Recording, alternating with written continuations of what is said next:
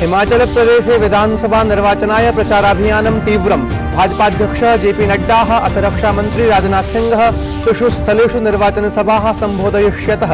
तत्रैव कांग्रेस नेतारः अपि निर्वाचनप्रचारे सम्मिलिताः भविष्यन्ति।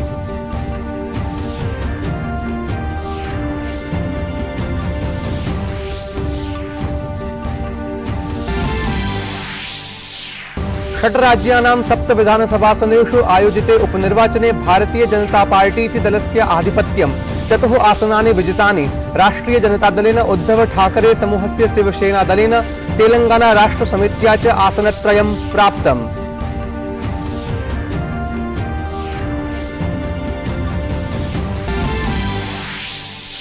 विदेश मंत्री डॉक्टर एस जयशंकरः अद्य द्विदिवसीयायै यात्रायै रूसं याति। रूसस्य विदेशमन्त्रिणा समम् उच्चस्तरीयां वार्तां करिष्यति। अपरत्र विदेश राज्यमन्त्री वी मुरलीधरनः द्विदिनव्यापिनीम् आधिकारिकयात्राम् उद्दिश्य ब्राजीलं गच्छति।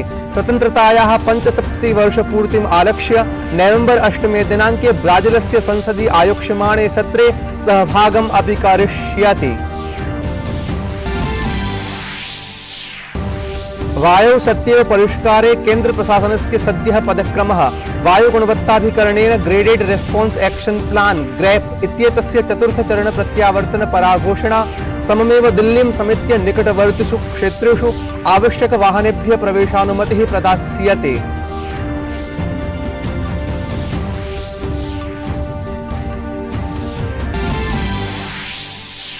वृत्त्यवसरेषु अथ शिक्षाक्षेत्रे आर्थिकरूपेण वञ्चिताय वर्गाय 10% आरक्षणं प्रदीयते।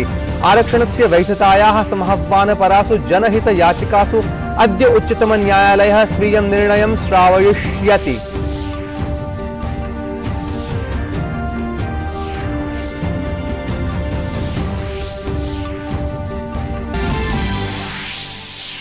अद्य राष्ट्रीय कैंसर जागरूकता दिवसः अस्ति। प्रतिवर्षं नवेम्बर् 7 दिनाङ्के राष्ट्रीय स्तरे दिवसोऽयं परिपाल्यते। कैंसर रोगस्य सन्दर्भे जनमध्ये शिक्षा जागरूकता वर्धनं कैंसर दिवसस्य आयोजनस्य उद्देश्यम् अस्ति। अपि च क्रीडावार्तासु हॉल्गेर् रूने इत्येषः पेरिस् मास्टर्स् पुरुषैकस्पर्धां विजितवान्।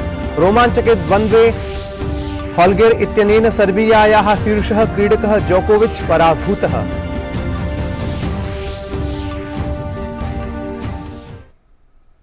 अभिवादये, अहमस्मि मुकुलः द्विवेदी। अत्र भवतां स्वागतम् एतस्मिन् डीडी न्यूज़ वार्ता प्रसारणे। अथ वार्ताः विस्तरेण। हिमाचल प्रदेशे विधानसभा निर्वाचनानि आलक्ष्य पदक्रमाः तीव्रभूताः। भाजपा दलस्य राष्ट्रीयाध्यक्षः जेपी नड्डा अद्य हिमाचल प्रदेशे जनसभाः सम्बोधयिष्यति। जेपी नड्डा शिमला, कोटखाई, रोहडू क्षेत्रेषु नैर्वाचनिक प्रचारं करिष्यति। तत्रैव रक्षामन्त्री वरिष्ठ भाजपा नेता च राजनाथ सिंह हमीरपुरे बैजनाथे च नैर्वाचनिक प्रचारं करिष्यति। कांग्रेस दलस्य नेतारः अपि नैर्वाचनिक प्रचारे संलग्नाः सन्ति। ध्येयमिदं यत् हिमाचल प्रदेशस्य 8+6 संख्याकेषु विधानसभा आसनेषु नवेम्बर् मासस्य 12 दिनाङ्के निर्वाचनं भविष्यति। डिसेम्बर् मासस्य 8 दिनाङ्के मतगणना विधास्यते। 6 राज्यानां 7 विधानसभा आसनेषु आयोजिते उपनिर्वाचने भारतीय जनता पार्टी इति दलेन 4 आसनानि विजितानि। तत्रैव राष्ट्रिय जनता दलेन, उद्धव समूहस्य शिवसेना दलेन अथ तेलंगाना राष्ट्र समित्या आसनत्रयं प्राप्तम्। भारतीय जनता पार्टी इति दलस्य अमन गिरिः उत्तर प्रदेशे गोला गोकर्णनाथ आसनं विजितवान्। हरियाणा राज्ये तावत् भाजपा दलीया प्रत्याशिनी भव्या विष्णोई विजयं प्राप्तवती। ओडिशायाः धामनगर आसनं भाजपा दलस्य सूर्यवंशी सूरजः अथ बिहारे कुसुमदेवी विजयं प्राप्तवती। बिहारे राष्ट्रीय जनता दलस्य नीलमदेव्याः मोकामा आसने अधिकारः अथ महाराष्ट्रे अंधेरी पूर्व आसने उद्धव समूहस्य शिवसेना प्रत्याशिन्याः विजयः। तेलंगाना राज्ये तेलंगाना राष्ट्र समितेः प्रभाकर रेड्डी विजयं प्राप्तवान्। ध्येयं यत् एतेषु विधानसभा क्षेत्रेषु विगते गुरुवासरे उपनिर्वाचनानि विहितानि आसन्। विदेश मंत्री डॉक्टर एस जयशंकरः अद्य द्विदिवसीयायै रूस यात्रायै गमिष्यति। विदेशमन्त्री स्वीय यात्रावधौ रूसस्य विदेशमन्त्रिणा सर्गेई लाव्रोव इत्येतेन सह मेलनं करिष्यति। नेतृद्वयस्य मध्ये द्विपक्षीय वार्ता, क्षेत्रीय अन्ताराष्ट्रीय घटनाक्रमेषु विमर्शः च भविष्यति। डॉक्टर एस जयशंकरः रूसस्य उपप्रधानमन्त्रिणा व्यापारोद्योगमन्त्रिणा च डेनिस मांटुरोव इत्येतेन सह अपि मेलनं करिष्यति। अत्र विभिन्नक्षेत्रेषु द्विपक्षीयार्थिकसहयोगेन सम्बद्धेषु प्रकरणेषु चर्चा अपि भविष्यति। विदेश राज्यमंत्री वी मुरलीधरनः अद्य द्विदिवसीयायै ब्राजील यात्रायै गमिष्यति। वी मुरलीधरनः नवेम्बर मासस्य 8मे दिनाङ्के भारतस्य स्वतन्त्रतायाः 75वर्षपूर्तिम् आलक्ष्य ब्राजीलस्य संसदि आयोक्ष्यमाणे एकस्मिन् सत्रे भागं भजिष्यति। वी मुरलीधरनः स्वयात्रावधौ ब्राजीलस्य उपराष्ट्रपतिना सह मेलनं करिष्यति। सहैव साओ पाओलो नगरे भारतीय समुदायेन सह वार्ताम् अपि करिष्यति। विदेश मन्त्रालयेन उक्तं यत् वी मुरलीधरनस्य एषा यात्रा भारत ब्राजीलयोः मध्ये सम्बन्धान् सुदृढीकरिष्यति। प्रधानमन्त्री नरेन्द्र मोदी गुजरातस्य वलसाड जनपदे कपराडायाम् एकां जनसभां सम्बोधितवान्। जनसभायां प्रधानमन्त्रिणा एषः घोषः कृतः यत् एतत् गुजरातम् अस्माभिः निर्मितम् इति। प्रधानमन्त्रिणा उक्तं यत् गुजरातवास्तव्याः सकलेपि विश्वे गुजरातस्य गौरवं वर्धन्ते, तथा च गुजरातस्य जनाः आत्मविश्वासेन पूरिताः सन्ति। स्वस्य प्रथमनिर्वाचनसभायां प्रधानमन्त्रिणा स्पष्टीकृतं यत् आदिवासीजनानां विकासः तस्य प्राथमिकता अस्ति। प्रधानमन्त्री कांग्रेस दलस्य परिवारवादे अपि प्रहारं कृतवान्। प्रधानमन्त्रिणा इदमपि उक्तं यत् गुजरातस्य जनता ताः दुःशक्तिः पूर्णरूपेण नष्टं करिष्यति याः राज्यस्य छविं मलिनां करोति।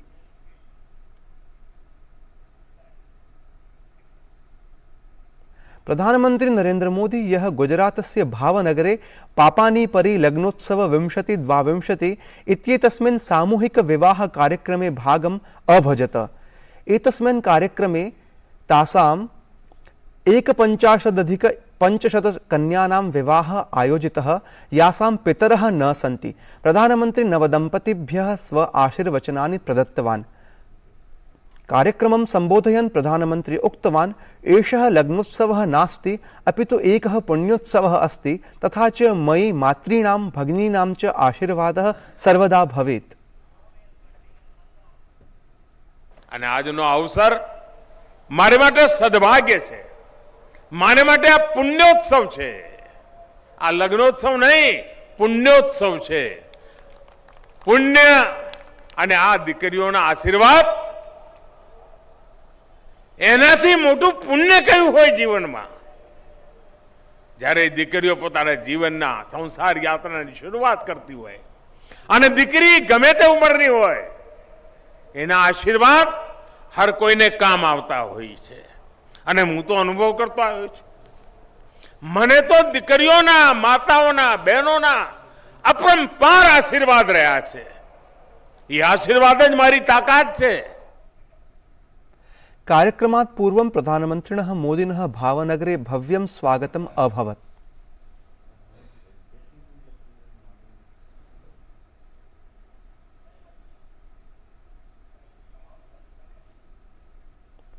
विज्ञान प्रौद्योगिकी मंत्री डॉक्टर जितेन्द्र सिंह उक्तवान् यत् गतवर्षस्य अपेक्षया प्रवर्तमाने वर्षे अक्टोबर मासे पराली इति अपशिष्टसस्यानां दहन प्रकरणे वृद्धिः दृष्टिं गता।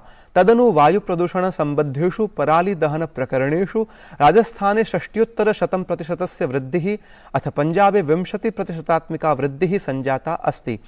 अनुक्रमं पंचमे दिने अपि दिल्ल्यां वायुप्रदूषणस्य स्थितिः गंभीरा अस्ति इत्यवलम्ब्य डॉक्टर जितेन्द्र सिंह चिंतां व्यक्तवान्।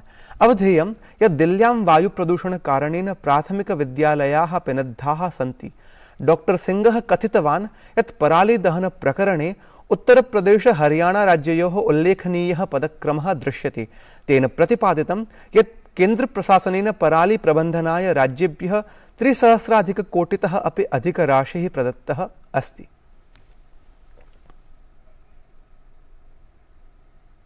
दिल्लीं समेत्य निकटवर्तिषु क्षेत्रेषु सत्येव वायौ परिष्कारे केन्द्रप्रशासनेन सद्यः पदक्रमः उत्थापितः।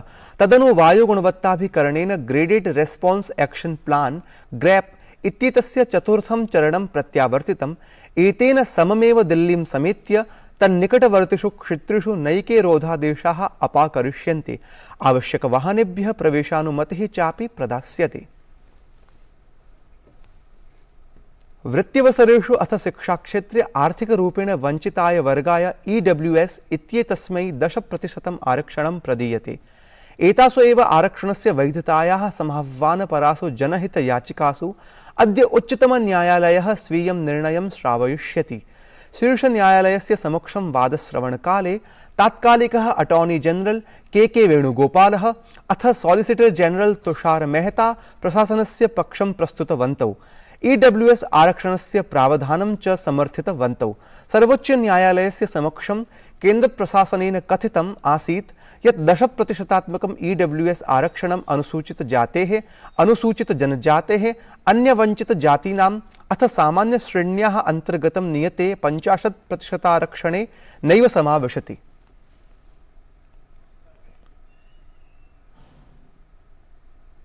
केन्द्रीय पर्यावरण वन जलवायु परिवर्तन मंत्री भूपेन्द्र यादवः अद्य संयुक्त राष्ट्र जलवायु शिखर सम्मेलनस्य 27तमे अधिवेशने भारतीय मण्डपम् उद्घाटितवान्। एतत् सम्मेलनं मिस्रस्य शर्म अल शेख क्षेत्रे आयोज्यमानम् अस्ति।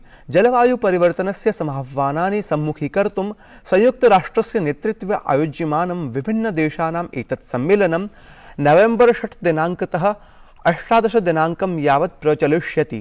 सम्मेलने समेषां देशानां प्रतिनिधीनां स्वागतं कुर्वन् केन्द्रीयमन्त्री भूपेन्द्र यादवः उक्तवान् यत् भारतस्य प्रधानमन्त्री नरेन्द्र मोदी जलवायु परिवर्तनस्य कठिनसमस्यायाः सरलं समाधानं प्रदत्तवान्। भारतं न तु समस्या प्रत्युत समाधानस्य सहयोगित्वेन अस्ति। अद्य राष्ट्रीय कैंसर जागरूकता दिवसः अस्ति। प्रतिवर्षं नवेम्बर 7 दिनाङ्के राष्ट्रियस्तरे दिवसोऽयं परिपाल्यते। कैंसर रोगस्य सन्दर्भे जनमध्ये शिक्षा जागरूकता वर्धनम् एतस्य कैंसर दिवस आयोजनस्य उद्देश्यम् अस्ति। हॉल्गर रूने इत्येषः पेरिस मास्टर्स पुरुषैकल स्पर्धां विजितवान्। रविवासरे खेलिते रोमाञ्चके निर्णायकचक्रीये द्वन्द्वे 19-वर्षीयः हॉल्गर इत्येषः सर्बियायाः शीर्षं टेनिस क्रीडकं जोकोविच इत्यमुं 6-3, 3-6 इति अङ्कानाम् अन्तरालेन पराभूतवान्। एतत् वार्तासंस्करणम् अधुना सम्पद्यते। अभिनववार्ताभिः सह पुनः उपस्थास्यामः। तावत् मङ्गलं भूयात्।